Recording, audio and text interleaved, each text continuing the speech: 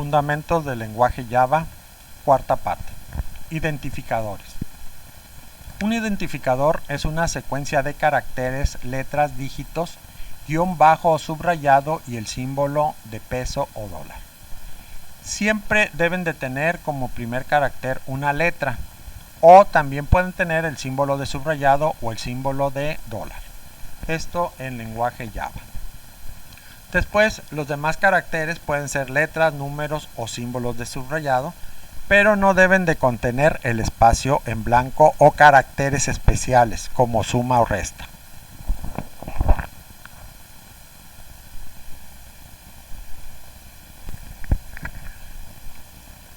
En un identificador, las letras minúsculas y las mayúsculas son consideradas diferentes.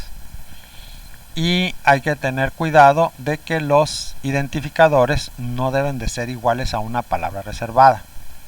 Recomendación: tenemos los identificadores de variables se escriben siempre en minúsculas. Los nombres de las constantes en mayúsculas. Los nombres de métodos con tipo de letra mixto. Esto es, las palabras siempre el nombre de una variable o más bien de un método también, siempre deben de ir con minúsculas.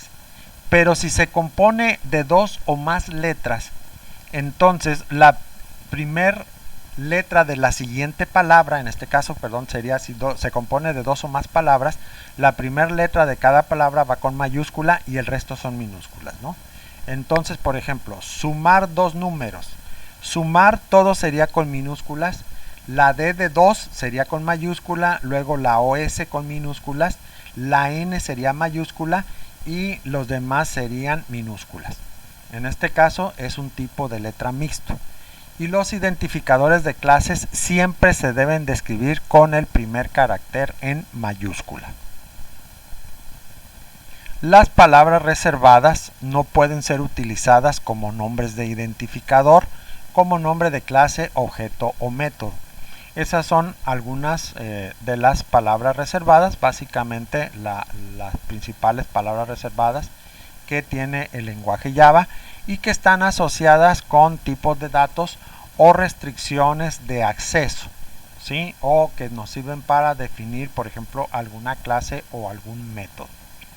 ¿Sí? Aquí tenemos, por ejemplo, de tipos de datos estaría byte, char, double, float, int, long, short, y tendríamos, por ejemplo, para lo que son instrucciones, que algunas ahí se ven muy claras, el if, el for, el case, ¿sí? El while, el do, que son instrucciones. Las líneas del programa. Toda línea de programa en Java, al igual que el lenguaje C, se cierra con punto y coma. Y cuando tenemos bloques de código, esto es más de una línea cerrada con punto y coma, deben de delimitarse con llaves. Esto ya se vio que también trabaja o funciona en el lenguaje C. Y cuando yo tengo más de una línea que conforman un bloque de código, por ejemplo dentro de un ciclo como un for, un while o un do while, o dentro de la parte verdadera de un if o dentro de la parte falsa de un else, también en un if que sería la parte del else, entonces se delimitan con llaves.